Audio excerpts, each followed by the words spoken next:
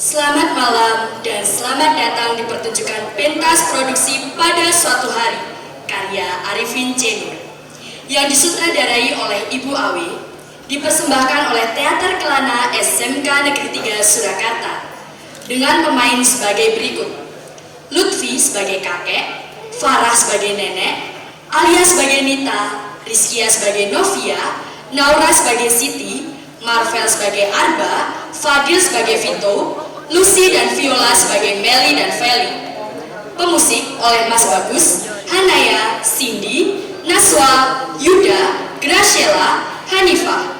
Lighting oleh Mas Syahrul, artistik oleh Apip, Nabil, Atar, dan Galih. Pelatih oleh Mas Arif. Make up dan hairdo oleh Mbak Indah. Sebelum pertunjukan dimulai, saya akan membacakan peraturan yang harus dipatuhi. Yang pertama, pada saat pementasan dilarang keras merokok di dalam ruangan. Yang kedua, tidak menyalakan nada dering handphone. Yang ketiga, jika ingin mendokumentasikan pementasan, dimohon untuk tidak menggunakan flash kamera. Keempat, dilarang keluar masuk gedung saat pementasan berlangsung. Kelima, diharapkan untuk menjaga ketertiban saat pementasan berlangsung. Keenam, dilarang membuat kegaduhan dan tetap tenang. Dan yang terakhir, dilarang membawa makanan atau minuman dari luar. Apa kau kira surat talak itu cek? Selamat menyaksikan.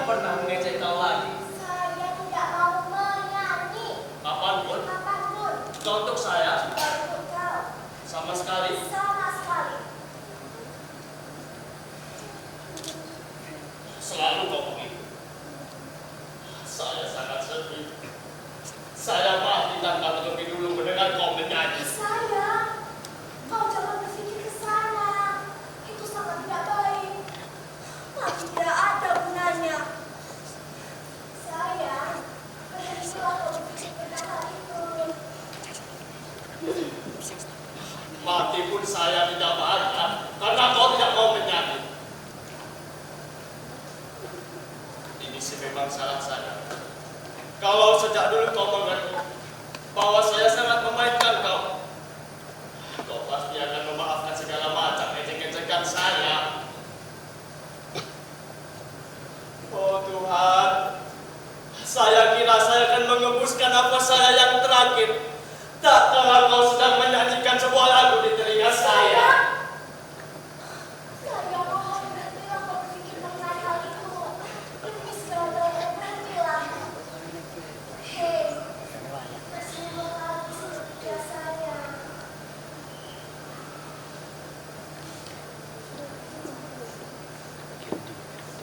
Saya akan tersedih.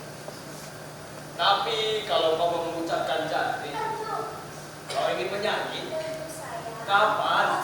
Sebelum saya mati? Ya. Sekarang?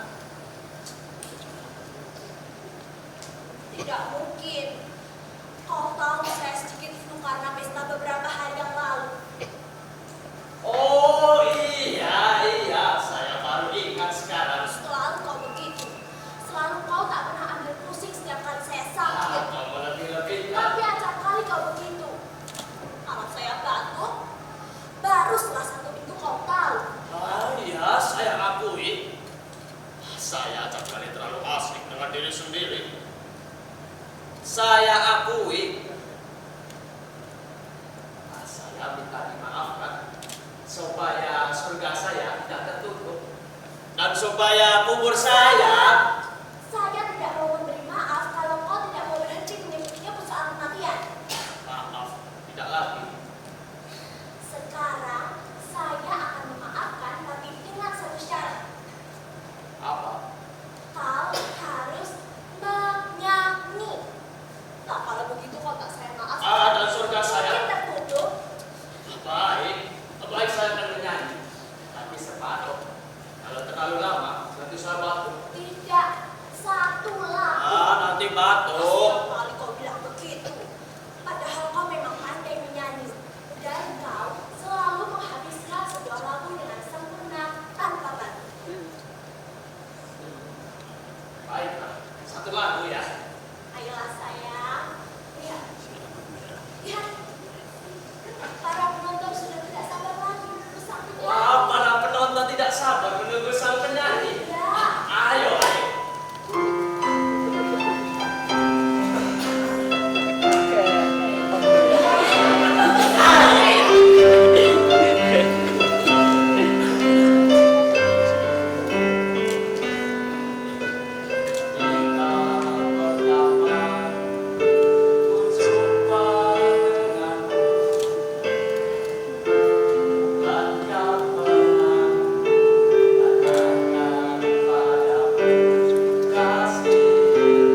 Dan kecewakah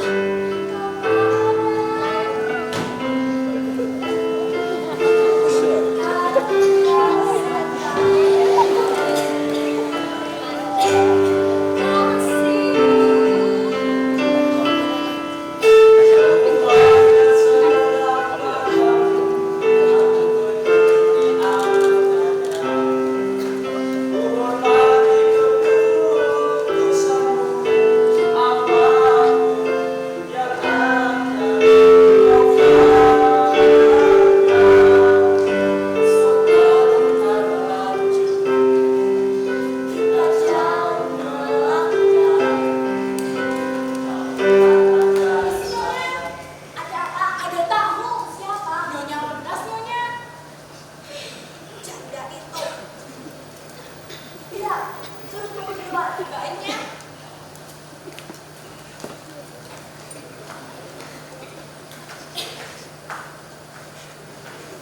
Kau sudah lihat? Tidak. Kau bohong. Bagaimana dia bisa tahu tentang pesta kita? Saya tidak tahu. Kau bohong. Tukang saya mulai kamu. Seharusnya dengan janda itu tidak perlu datang kemari. Saya takut sebab dia benar-benar kabur karena kedatangan dengan janda itu. Bagaimana saya sedikit terpapar?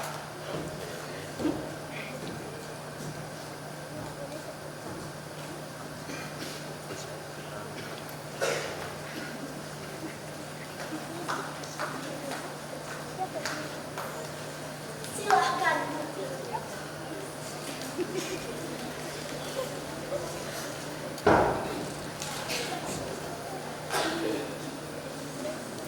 Saya sangat berharap sekali dia datang kemari.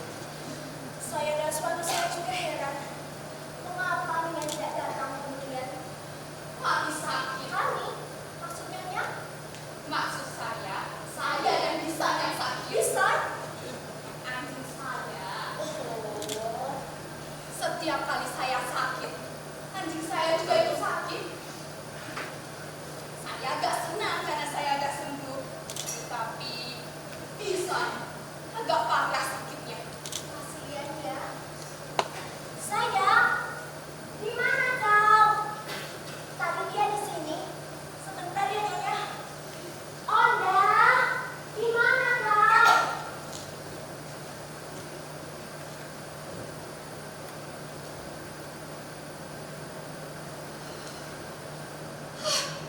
Terlaknat saya. Kenapa badan saya jadi gemetaran?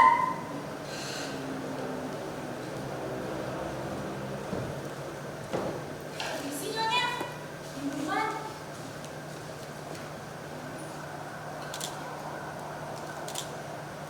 Silahkan diminum. Tunggu dulu. Ada apa ya? Wah,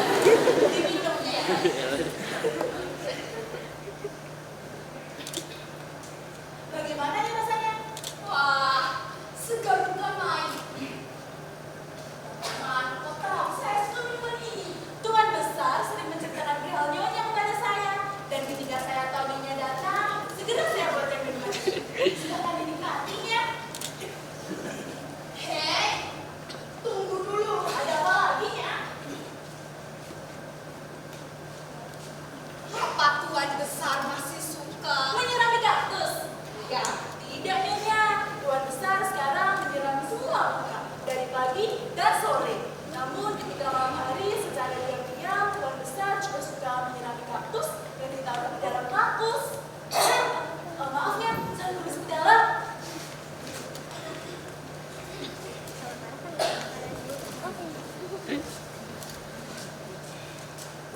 Maaf lama menunggu. Tidak apa, Nyonya. Saya hanya ingin mengucapkan selamat. Terima kasih. Maaf, Nyonya tamu bolon. Kau berubah benar. Siapa bilang? Nyonya pasti Nyonya Mangandara. Sayang, ini Nyonya Wenas. Oh, Nyonya Wenas. Apa kabar suami Nyonya? Sayang, Tuan Wenas telah meninggal 11 tahun yang lalu. Aduh, maaf. Ingat saya jelek sekali. Maaf, Nyonya. Tidak apa, Tuan. Sini, iya Nyonya. Bawa minuman ini ke dalam. Tapi Nyonya Nyonya tidak apa. ini... Sini, iya Nyonya. Baik-baik, Nyonya. Tentu saja berkat doa Tuan dan Nyonya. Tuan sendiri, Berkat doa Nyonya Nyonya. suka minum es jeruk. minuman apa saja saya suka, tapi yang susu paling suka. Saya sendiri tidak begitu. Tapi Kita berdua minum jeruk saja. Kan kita flu. Sini, iya Nyonya. Bikin es susu dan 2 gelas jeruk panas. 2 gelas es susu dan 1 gelas jeruk panas maksudnya Nyonya. 2 gelas es jeruk dan 1 susu panas. Baiknya. bagaimana anak-anak Nyonya? Sayang, Nyonya dan Tuan Wenas tidak dinikahi putra. Kenapa harapannya begitu? Maksud saya, apa tujuan Nyonya datang kemari? Maafkan suami saya, Nyonya. Kadangkala dia amat kasar, tapi sebenarnya dia lelaki yang amat lembut. Benar, Nyonya. Anda adalah lelaki yang amat lembut. Malah, amat sangat lembut. Anda selalu cepat dalam memilih kata-kata. Dan juga saya kira dia tidak pernah mengenai tanda seru selama hidupnya. Ya kan, Tuan? Oh benar Nyonya. Sekarang kita minum apa? Sayang, kita baru saja pesan minuman. Sini. Tingkah berlebihan sehingga mengangkat. Kau sendiri yang menyuruh saya agar pura-pura tidak kenal pada janda itu. Iya, tapi kok berlebihan. Besok orang wajar. Susah. Kalau saya wajar, kau marah. Kalau saya berlebihan pun kau juga marah. Tadi kalau saya jemput di perpustakaan, kau pun juga marah. Saya sendiri tidak tahu supaya agar kau tidak marah. Dan saya sendiri tidak mau marah agar kau tak marah. Pendeknya, pula-pula sedikit sowan. Baik, saya coba. Mendengar dengan wajahmu.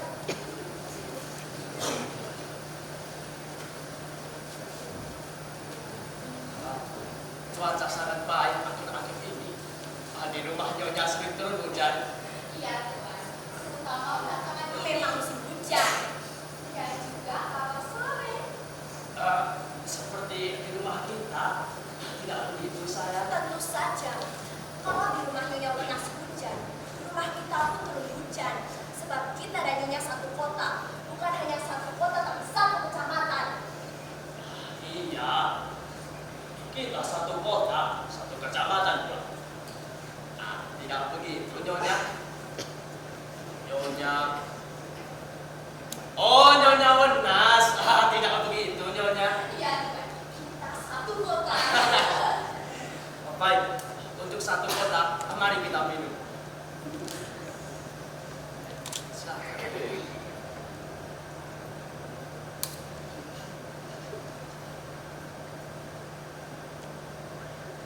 Alangkah sejuknya es susu panas ini, Nyonya. Alangkah hangatnya.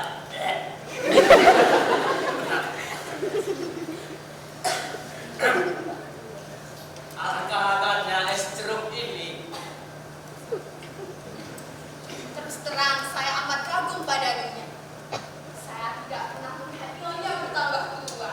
Alah, Nyonya berlebihan. Saya bersungguh-sungguh, Nyonya. Kalau begitu pun saya juga berterus terang. Nyonya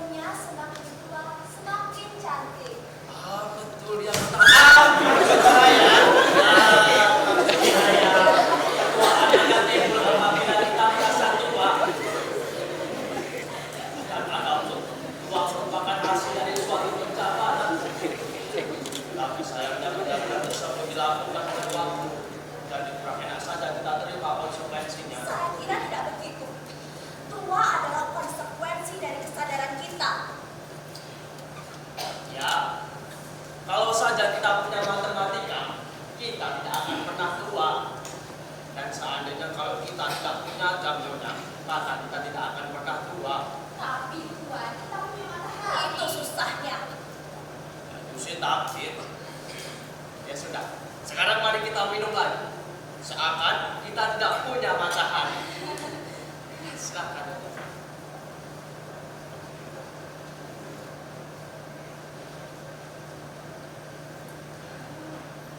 Alangkah sejuknya es susu panas ini, Nyonya.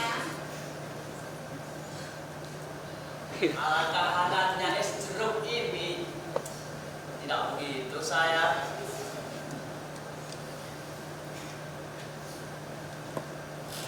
Wadah tidak kuat tetap saja sama. Kaktus misalnya, kaktus memang bukan kaktus kamu dan berduri kapanpun. Oh, saya jadi ingat Old Shatterhand dengan Winnetou. Bagaimana keduanya merangkak di atas padang rumput sambil membawi udara yang mengantarkan bau busuk. Atau bagaimana mereka mendengarkan bentakan-bentakan kaki kuda dari jarak yang bermil-mil. Kaktus-kaktus liar banyak pertumbuhan di Amerika. Wah, indahnya. Apa tidak lebih indah kemeliharaan flamboyan yang mampu menciptakan jalan selalu diliputi senja? Ya, saya kira lebih indah, juga akan lebih bermanfaat. Kita bahkan bisa berteduh di bawah cahaya kuning merahnya. Tapi flamboyan saya kira terlalu mewah. Kurang sederhana, memang selalu kesepian. Memang, tidak kurang juragan orang lantaran Tunggu. Bagaimana kalau kita membahas tentang bunga bank saja? Ini lebih langsung menyangkut kepentingan ekonomi kita. saya sekali kita telah sepakat menerima sehingga saya telah menghitungnya. Sekali lagi saya mengucapkan selamat atas perkawinan emas Tuan dan Nyonya. Saya sekali bisa tidak sakit. Saya harus segera pulang. Terima kasih banyak atas kunjungan Nyonya. Terima kasih. Salam pada suami Nyonya. Mari Nyonya. Nyonya Wenas, Iya, ada apa? payungnya ketinggalan. Maaf, saya lupa. Apakah saya ambilkan? Hei! Terima kasih. Iya, sama-sama.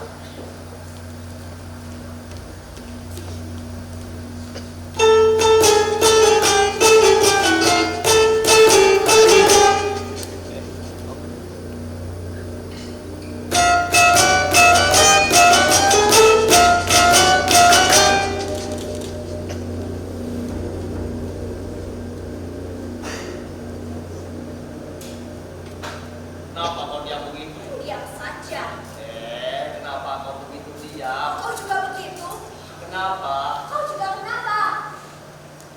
Saya adalah tidak baik bagi kita menghubungi pesta emas dengan kata-kata seru. Kau sendiri yang menghubunginya. Kau rusak bunga-bunga pesta kita dengan kaktus-kaktus pacar kau. Sejak muda kau begitu yakin seakan saya pernah punya hubungan percintaan dengan perempuan tadi. Saya heran. Kenapa kau begitu berhasil menciptakan tokoh yang fantasi itu, bahkan menjadi tokoh yang seolah nyata dalam diri kau? Bukan fantasi, tapi memang dia tokoh fantasi kau bahkan sampai kau tua. Sengaja kau menyuruh Siti menyiapkan minuman kesukaannya begitu dia tadi datang. Siapa? Saya menyuruh Siti. Minuman apa? Kau menyuruh Siti menyiapkan segelas es susu begitu dia tadi datang. Tidak, saya tidak menyuruh Siti. Kau bohong. Kalau kau tidak percaya, kau boleh memanggil Siti. Siti! Iya kan pesan? Kemari kau! Ada apa tuan? Siapa yang Biar saja yang tanya. Siti, iya nyonya besar. Siapa Biar yang saja yang tanya. Aku tanyalah sendiri. Siti, iya nyonya. Sejak tadi pagi sudah berapa kali kau berbohong? Belum sekalipun nyonya. Wah,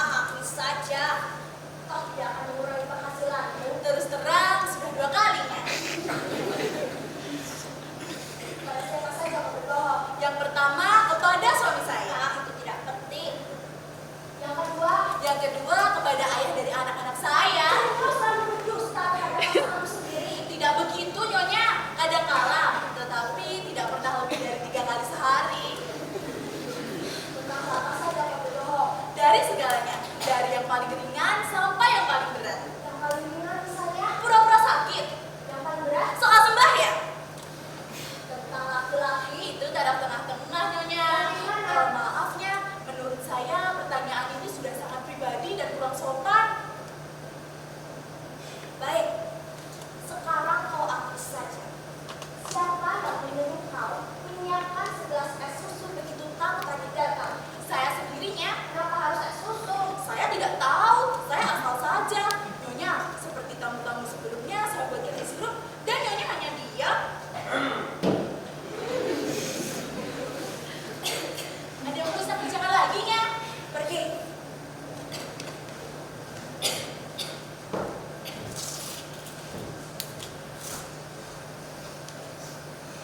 Berkomplot. Tidak baik mengada-ngada. Bahkan kau diam-diam memelihara kaktus di dalam kampus. Bukan melulu soal kaktus, tapi beberapa jenis bunga lainnya.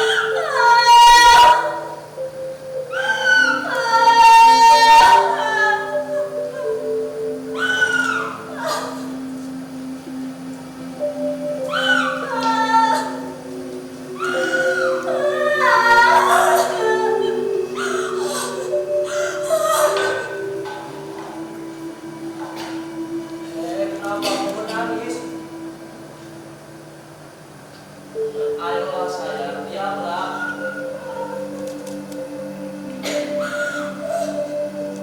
Saya akan mencari dua buah lagu sekaligus. Ayolah sayang, diamlah.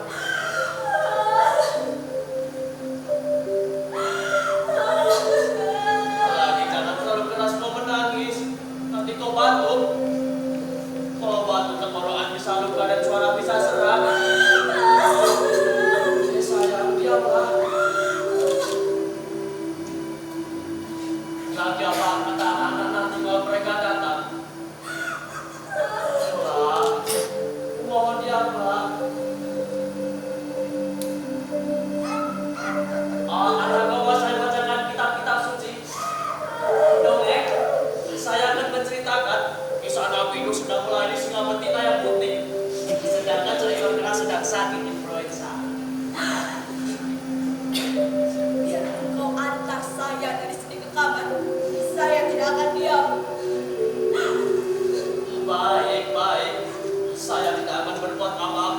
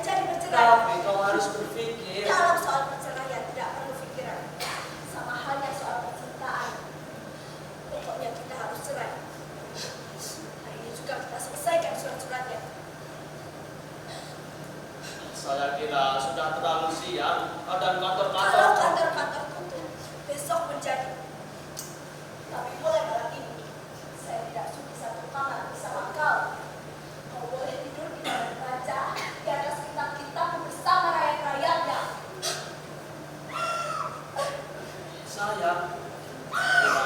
Ya. Kau lihat, Nita sudah datang. Ayolah sayang, diamlah. Nita datang. Tidak peduli. Sayang.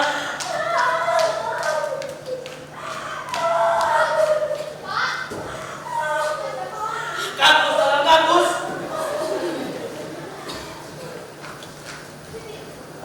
Ada apanya? Ibu dan bapak bertengkar. Saya tidak tahunya, tapi yang saya dengar mereka nangis-nangisan.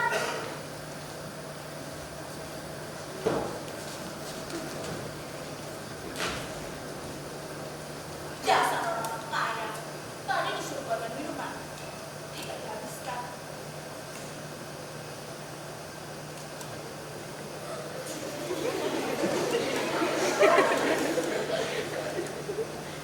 Manis juga, seperti saya. Yeay, sudah sampai. Yeay, sudah sampai.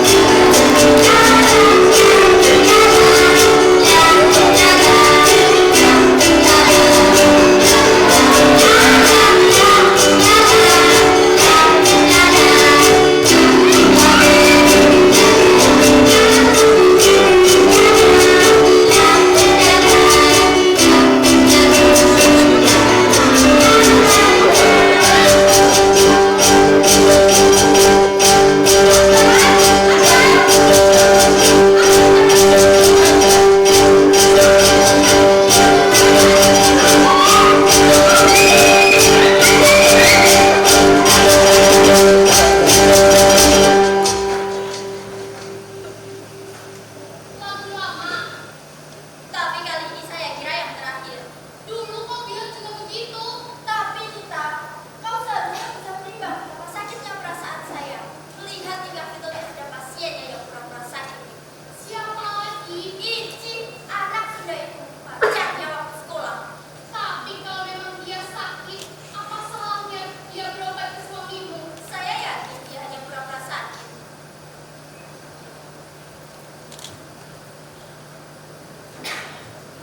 Jadi begitu Nita. Kau harus dengar dari permulaan sekali soal ibuku. Pak, Oh ya. Baru kemarin kau pulang dari sini. Dengan siapa? anak-anak Mana mereka? di luar perhatikan. Oh, kebetulan kau datang.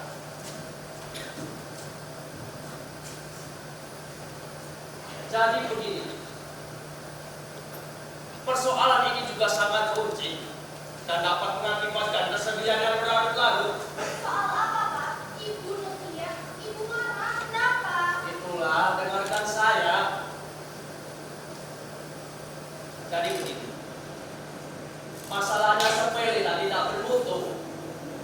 Ibu tidak suka dengan tanaman kaktus. Saya sangat suka dengan tanaman itu.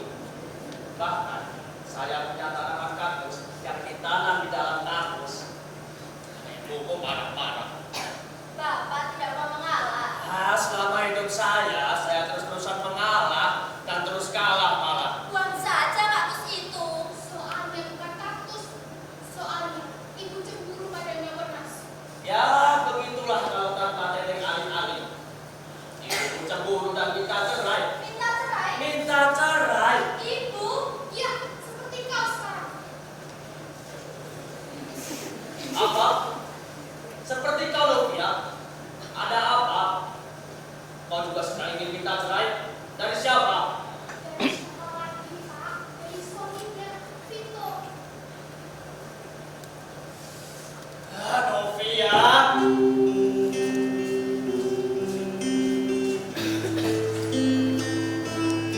Kau dan ibumu memang satu jiwa. Alasan apa yang mendorong kamu minta kesedihan serupa itu? Kebodohan macam apa yang mengotori otakmu? Cerai! Seakan dengan mendapatkan bahan, kau dapat mengecap hidup ini lebih nikmat.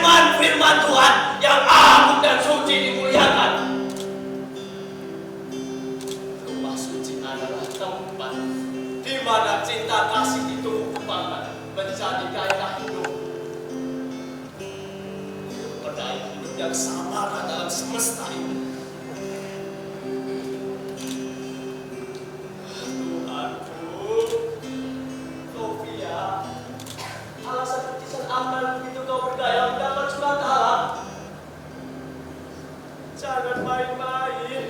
Ini bukan lagi persoalan semata kau, juga bukan persoalan suamimu semata. Tapi persoalan anak-anakku yang masih kecil, Feli dan Feli. Ini sudah menjadi persoalan negara, persoalan dunia. Saya tak membiarkan rumah tanggamu terbakar hanya karena api yang diminyaki oleh cemburu buta. Saya harus beritahu segera ibumu. Pak. Novia. Apakah kau tidak pernah memperhatikan dengan baik-baik betapa jernihnya mata anak-anakmu, Melly dan Feli? Tapi Nita, kau seharusnya juga bisa menimbang betapa sakitnya hati saya. Coba saja, si Ici itu hampir tiap hari ia berobat ke rumah. Tiap hari? Tidak, maksud saya seminggu sekali. Oh, seminggu sekali. Katakanlah sebulan sekali. Kau Novia. Tapi sekalipun begitu, tingkahnya yang kekanak-kanakan cukup membakar seluruh amarah saya. Bagaimana kau tahu? Apa kau juga ikut memeriksanya? Saya terpaksa jadi polisi kalau tahu perempuan itu mau berobat. Sengaja saya masuk ke dalam praktek, pura-pura mencari sesuatu. Kau juga dengar apa yang dibicarakan Ici dengan suamimu? Ya dengarlah. Apa? Tentu seperti dokter dan pasien. Lalu apa yang kau cemburukan? Kalau periksa dalam, Kenapa kau tidak ikut masuk ke dalam dan menyaksikan Vito memeriksa perempuan itu? gila kamu. Kau di luar saja. Tentu saja. Itulah kesalahanmu. Lalu apa saya juga perlu membukakan sirapnya? Gila kamu Nita. Daripada kau di luar dan membayangkan yang tidak-tidak. Tapi saya tidak membayang-bayangkan, tapi memastikan.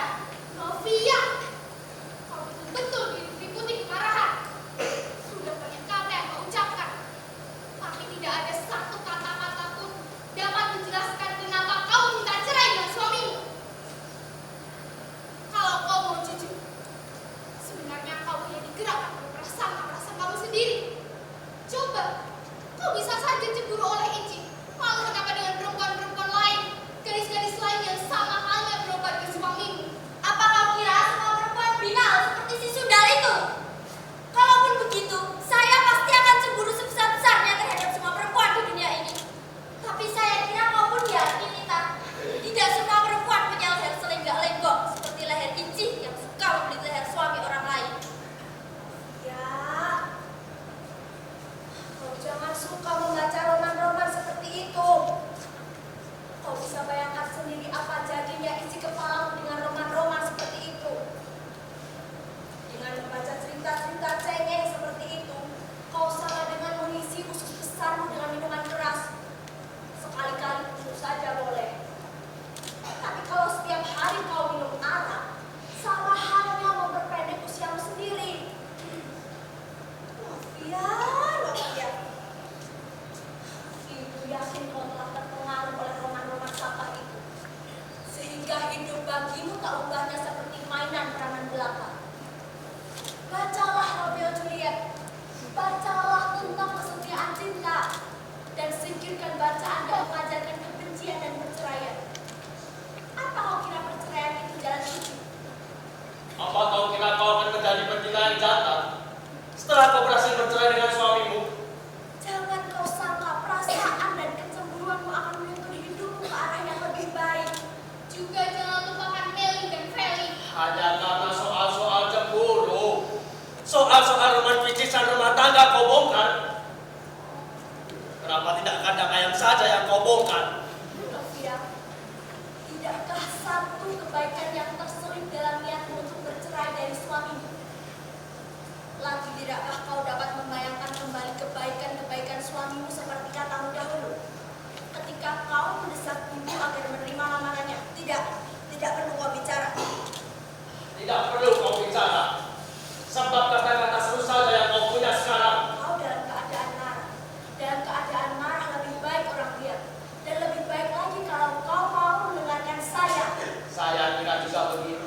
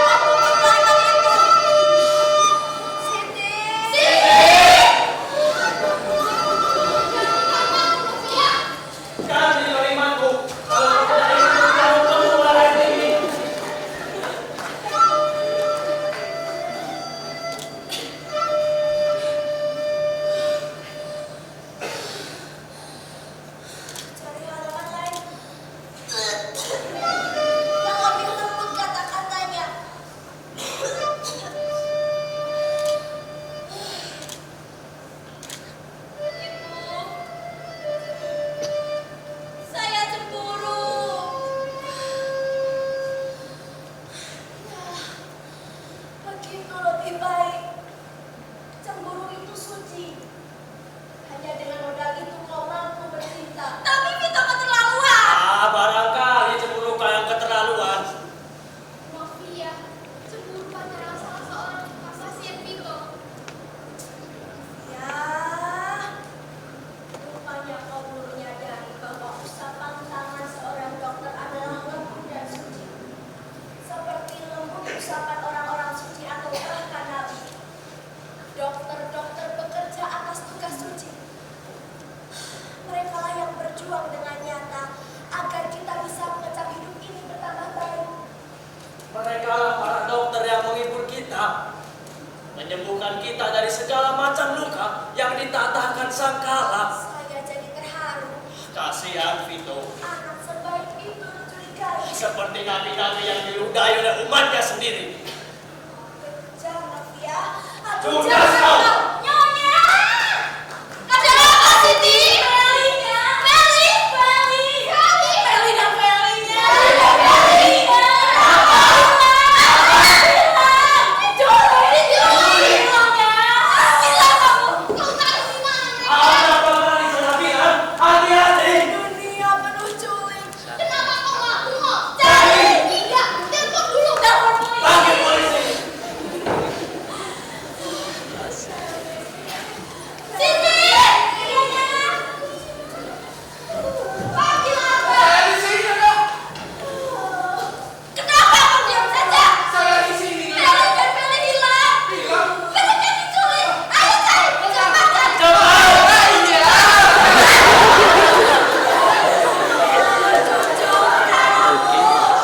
Saya sedang membayangkan mereka menangis karena penculik itu mengeluarkan pisau cukur. Biar saya cari. Tidak, biar saya aja. Meli, Meli gimana kalian, Nak?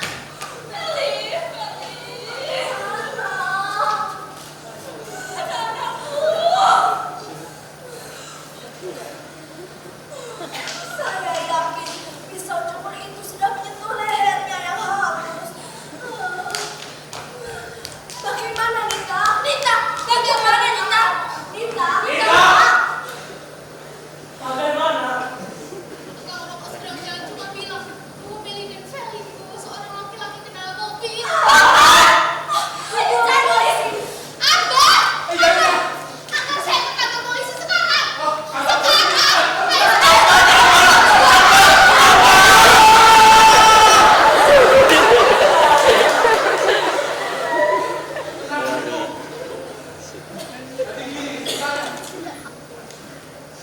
Sekitar beberapa jam lalu, sebuah dokter menemui saya dan diam-diam mengajak Feli dan Meli pulang. Apa? Vito! Siapa lagi, Nyonya? Saya tidak mau tahu. Cepat sebut sekarang Meli dan Feli. Saya tidak sudi dia berada. Sekarang, Nyonya. Sekarang! Apa lagi? Oh iya, Nyonya, maaf. Dongeng apa ini? Keterlaluan. Kenapa jadi perang begitu? Seharusnya kita bersyukur bahwa semua ini cuma main-main. Justru lantaran main-main, saya jadi perang.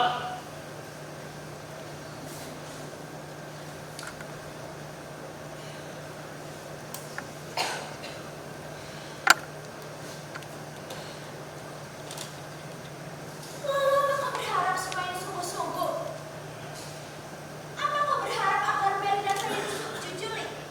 Bukan begitu maksud saya. Tapi permainan ini bukan untuk orang-orang tua macam kita. Ini permainan pemuda, bukan untuk orang-orang yang rambut jantungnya. Betapapun akan saya marahi Vito, akan saya katakan bahwa sebagai dokter dia kurang mempertimbangkan kemungkinan efek psikologis dari permainannya. Apa dia tahu bahwa setiap kali saya harus mengatur peredaran darah saya sedemikian rupa di depan akuarium sambil mendengarkan lagu-lagu yang paling lembut agar kesehatan saya terpelihara. Permainan baru saja, sama seperti hanya dia meledakkan granat di atas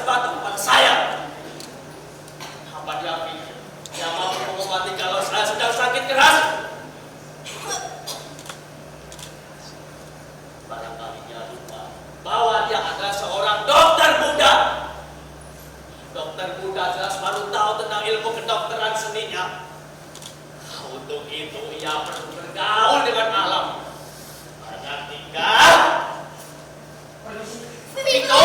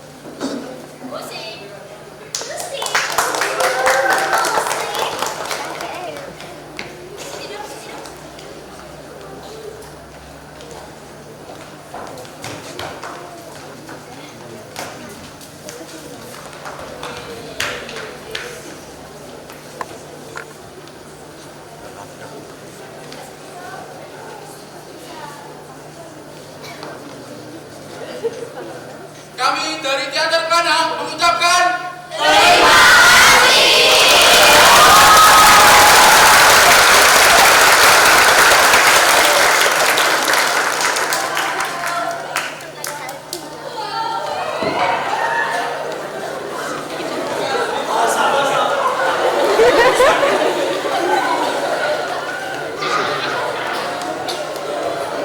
saya sangat